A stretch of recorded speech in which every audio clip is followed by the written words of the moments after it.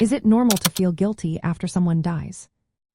Imagine losing someone you love and feeling a weight of guilt pressing down on you.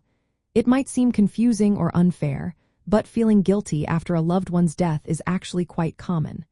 When someone passes away, our minds often start asking questions like, did I do enough? Or could I have changed things? These thoughts come from our natural desire to find control or meaning in a painful situation.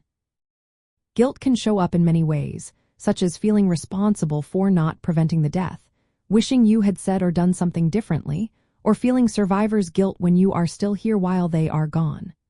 Sometimes, people feel guilty about their relationship with the person who died, especially if it was difficult or complicated. These feelings can be intense and stick around for a while, blending with sadness and regret.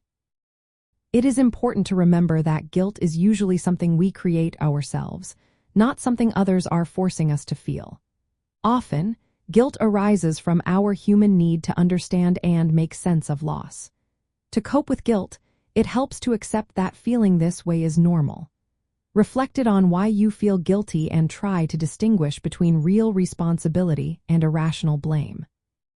Talking openly with trusted friends, family members, or support groups can provide relief and perspective. Allow yourself to experience guilt without judging yourself harshly because emotions cannot be turned off instantly. If guilt becomes overwhelming or leads to feelings of depression, seeking professional support is a good idea. Creating a safe space where you can share these feelings without shame is essential. Remember, you are not alone in feeling this way. Over time, with patience and support, the intensity of guilt often lessens, making room for healing and emotional growth. Feeling guilty after someone dies is a normal part of grieving.